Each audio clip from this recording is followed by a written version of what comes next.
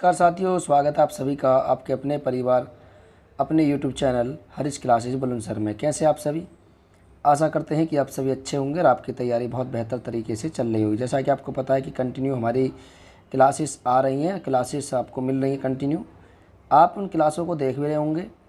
चलिए आज की क्लास को हम शुरू करते हैं बिना किसी देरी के। और क्लास है हमारी गुप्त साम्राज्य है। कौन सा? गुप्त वंश या गुप्त साम्राज्य। आज इसके बारे में हम बात करेंगे, गुप्त साम्राज्य।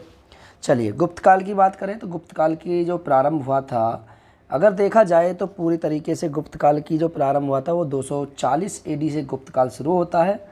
और शासनकाल की बात करें तो शासनकाल कितना रहता है गुप्त काल का? शासनकाल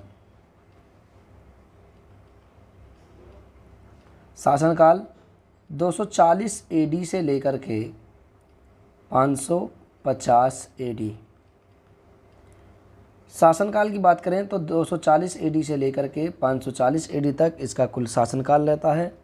आइए जानते हैं गुप्तों की उत्पत्ति के बारे में। गुप्त वंश की उत्पत्ति कैसे हुई?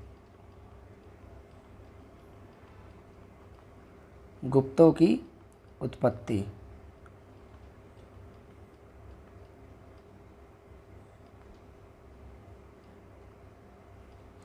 गुप्तों की उत्पत्ति के बारे में बात करें तो गुप्तों की उत्पत्ति, इसके कई मत आते हैं। एक आते हैं मगध में, ठीक है, एक तो मगध में आते हैं। मगध में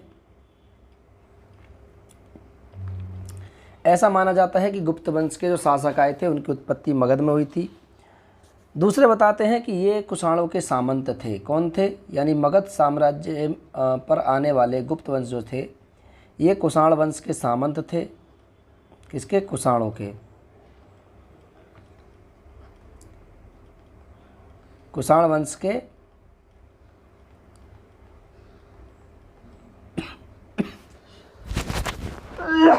सामंत थे, ठीक है। और सामंती व्यवस्था के बारे में मैंने बताया था आपसे कि जब सातवाहन वंश बढ़ाया था उसी समय मैंने सातवाहन वंश के बारे में बात करी कि सातवाहन वंश। चलिए आइए जानते हैं इनकी जाति को लेकर के कि ये कौन थे। जाति लेकर के कि गुप्त वंश की जाति के थे। जाति,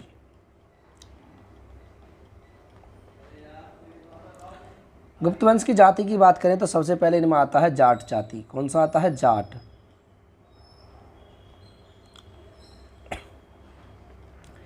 जाट जाति। जाट जाति की बात करें तो देखिए इनमें एक व्यक्ति थे, इनका नाम था काशी प्रसाद। काशी प्रसाद जायसवाल। काशी प्रसाद जायसवाल के अनुसार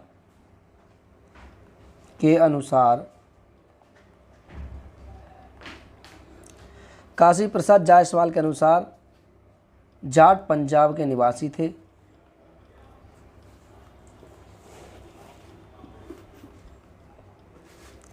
पंजाब के निवासी थे और इन्होंने इसकी पहचान जाट नामक शासक यानी पंजाब के निवासी जिसका नाम था चंडसेन। क्या नाम था? चंडसेन। तो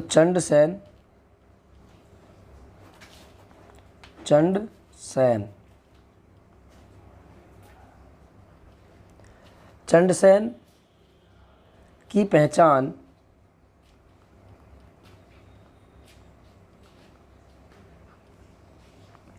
चंद्रगुप्त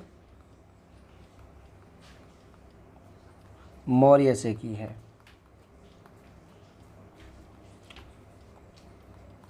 ठीक है, एक मत तो इसका ये है। दूसरे मत की बात करें कि इन्हें चंद्रवंशी किसने कहा है? चंद्रवंशी।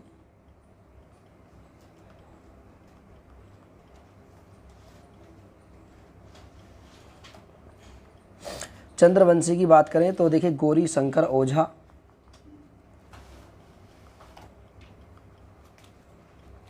गौरी शंकर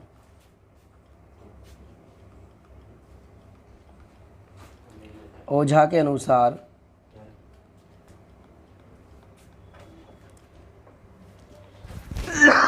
गुप्त चंद्रवंशी थे। वहीं ब्राह्मण की बात करें कि ब्राह्मण किसने कहा है इन्हें? ब्राह्मण। ब्राह्मण मत के अनुसार ये कौन से इतिहासकार थे जिन्होंने इनको ब्राह्मण कहा है? तो इनका नाम था राय चौधरी। क्या नाम था? राय चौधरी। राय चौधरी के अनुसार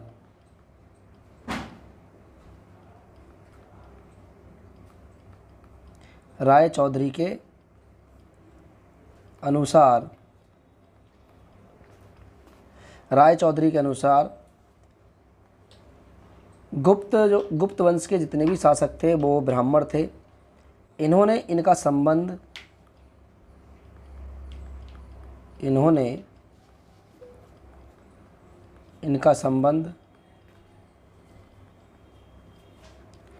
पुष्यमित्र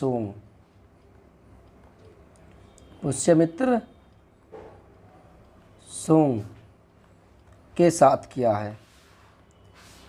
ठीक है, इनका संबंध पुष्यमित्र सूंग के साथ बताया है और इन्होंने कहा है कि ये पुष्यमित्र सूंग के वंशज थे।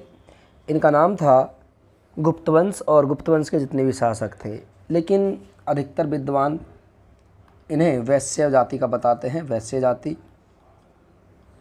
कौन सी? वैश्य जाति। अब इस मत को मानने वाले कौन थे? इस मत को मानने वाले एलन एवं अल्तेकर। एलन एवं अल्तेकर। एलन एवं अल्तेकर के अनुसार वैश्य कौन थे? एलन एवं अल्तेकर के अनुसार गुप्त वंश के जितने भी शासक थे वो वैश्य वर्ण से थे और वैश्य जाति के थे। अधिकांश विद्वान इसी मत को मानते हैं। ठीक है, क्या मानते हैं? अधिकांश विद्वान इसी मत को मानते हैं। ठीक है,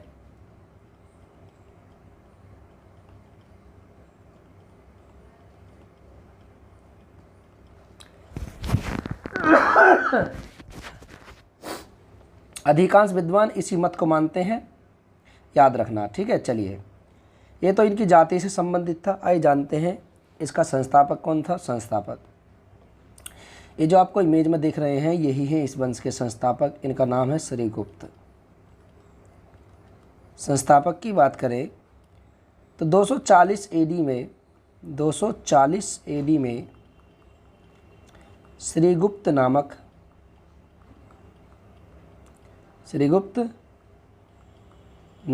व्यक्ति ने गुप्त वंश की स्थापना की।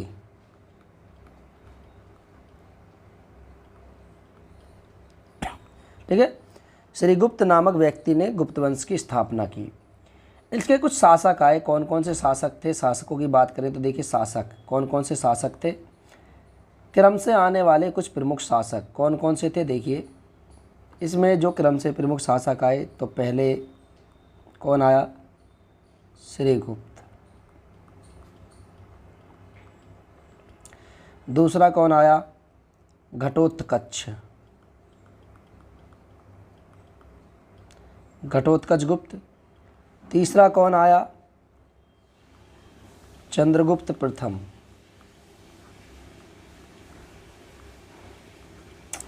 चौथा कौन आया? समुद्रगुप्त।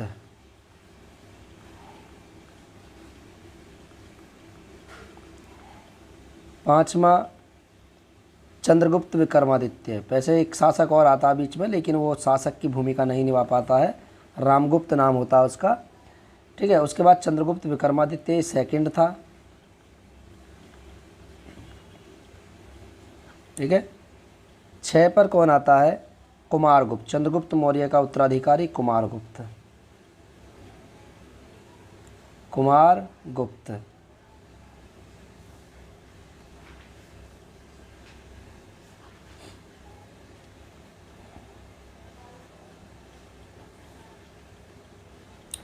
ठीक है, कुमारगुप्त के बाद स्कंदगुप्त।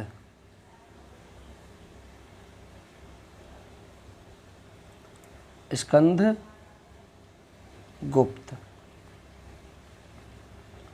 और स्कंदगुप्त के बाद अब यहाँ पे कुछ परिवर्ती गुप्त शासक आते हैं। परवर्ती गुप्त शासक,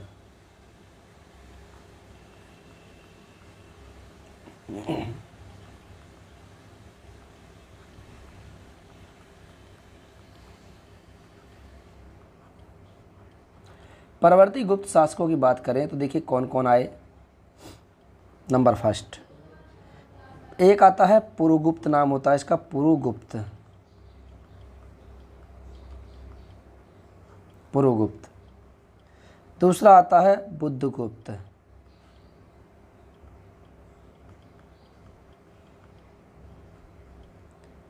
तीसरा आता है इसी में से नरसिंहगुप्त।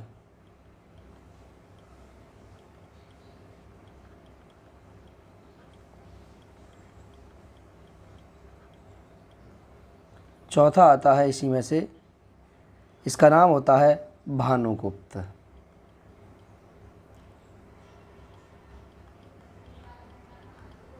भानुगुप्त, ठीक है। कुल मिलाकर के ये शासक आते हैं। शासनकाल की बात करें तो 319 चंद्रगुप्त प्रथम के शासनकाल से शुरू होता है। 319 से पहला शासनकाल शुरू होता है चंद्रगुप्त प्रथम का, 319 से लेकर के 334 ईस्वी। उसके बाद समुद्रगुप्त 335 से लेकर के 375 ईस्वी। चंद्रगुप्त विक्रमादित्य 375 ईस्वी से लेकर के 415 ईस्वी। कुमारगुप्त यानी महेंद्र आदित्य 415 ईस्वी से लेकर के 455 ईस्वी। स्कंदगुप्त यानी से विक्रमादित्य कहते हैं, 455 से लेकर के 467 ईस्वी। इस पुरुगुप्त की बात करें तो 467 से लेकर के 473 ईस्वी। बुद्धगुप्त की बात करें 476 से लेकर के 495 ईस्वी। नरसिंहगुप्त की बात करें जिसे बालादित्य के नाम से भी जाना जाता है, इसकी उपाधि इसने बालादित्य की उपाधि ली 495 से लेकर के 510 ईस्वी। और फिर भानुगुप्त आता है, ठीक है। तो ये कुल मिलाकर के शासक हुए थे किसमें, गुप्त वंश में। अभी मैंने आपसे एक शासक बताया था वहाँ पर, देखिए यहाँ पर ये रहे। मैंने बताया था कि इसका जो वंश का संस्थापक था इसका नाम था श्रीगुप्त। श्रीगुप्त नामक व्यक्ति ने 240 एडी में गुप्त वंश की स्थापना करी और इसका जो शासनकाल रहा 240 एडी से लेकर के 280 एडी, ये इसका शासनकाल था पूरा किसका, श्रीगुप्त का, ठीक है। चलिए आगे बात करें तो दूसरा जो शासक आता है इसका नाम होता है घटोत्कच गुप्त। क्या नाम होता है, घटोत्कच।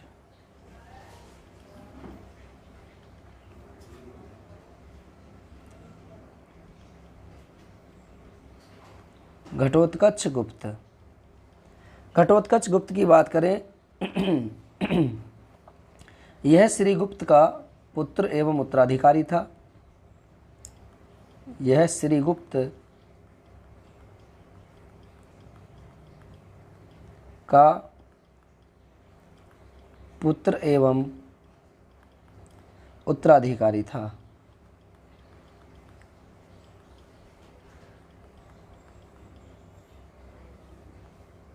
याद रखना इसको, ठीक है। ये जो आप इमेज में देख रहे हैं तो ये ही था श्री घटोत्कच गुप्त। इसने एक उपाधि धारण करी थी, उस उपाधि का नाम था महाराज, ठीक है। इसने महाराज की उपाधि धारण की। इसने महाराज की उपाधि धारण करी थी, इसका नाम ही था घटोत्कच गुप्त। ये देखिए आप देख सकते हैं इमेज में। चलिए नेक्स्ट चलते हैं आगे। अब जो इसमें अगला जो शासक आते हैं जो इस वंश के वास्तविक संस्थापक माने जाते हैं उनका नाम होता है चंद्रगुप्त प्रथम, और इन्हीं के बारे में हम पढ़ेंगे। चंद्रगुप्त प्रथम, क्या नाम था इनका, चंद्रगुप्त प्रथम।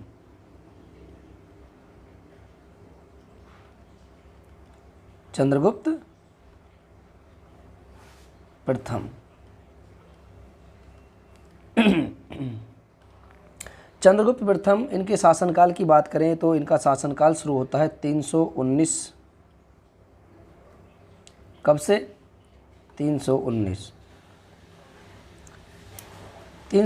एडी से लेकर के 334 एडी तक इनका शासनकाल रहता है।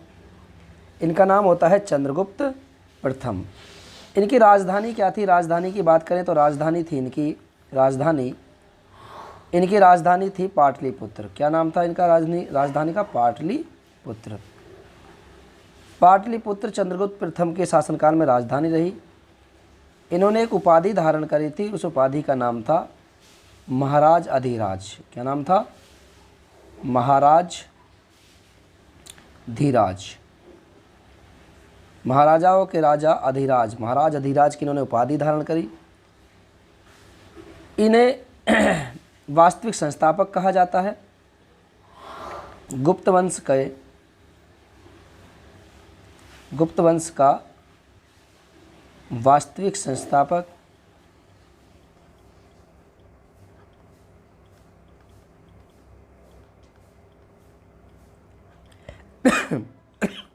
इन्हें गुप्त वंश का वास्तविक संस्थापक कहा जाता है। इन्होंने अपने राज्याभिषेक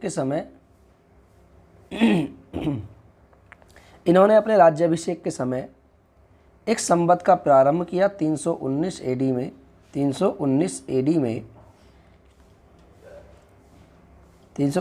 एडी में गुप्त संवत का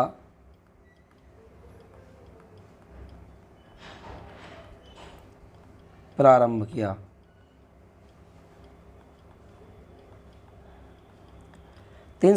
एडी में इन्होंने गुप्त संवत का प्रारंभ किया।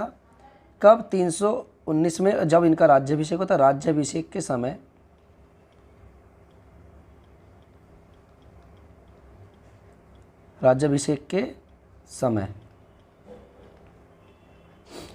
राज्याभिषेक के समय इन्होंने 319 एडी में एक संवत का प्रारंभ किया जिसका नाम था गुप्त संवत। ठीक है। इन्होंने लिच्छवीगढ़ की राजकुमारी कुमार देवी से विवाह किया। इनकी पत्नी का नाम था कुमार देवी। लिच्छवी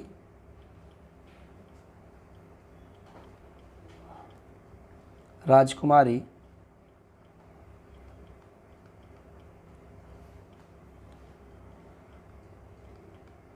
कुमार देवी के साथ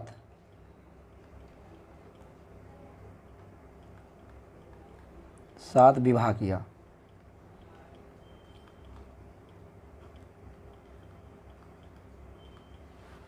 ठीक है। इनके अधिकार क्षेत्र की बात करें कि इनका अधिकार क्षेत्र कहाँ तक था। अधिकार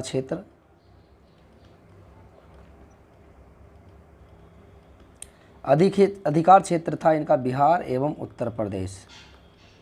बिहार और यूपी, बिहार और उत्तर प्रदेश इनके अधिकार में आता था। अधिकार क्षेत्र चंद्रगुप्त विक्रमादित्य के, ठीक है, अधिकार में आता था। बिहार और उत्तर प्रदेश यानी मगध पर आने वाले शासक थे। और इन्हें मौर्योत्तर काल के बाद जो गुप्त काल चलता है, गुप्त काल का प्रारंभ घटोत्कच श्रीगुप्त के द्वारा, फिर घटोत्कच गुप्त, फिर चंद्रगुप्त प्रथम, आप देख सकते हैं यहाँ पर। ठीक है। चलिए, तो आज की क्लास में इतना ही। फिर मुलाकात करेंगे आपसे नेक्स्ट क्लास में। तब तक के लिए नमस्कार, जय हिंद और जय भारत। नमस्ते।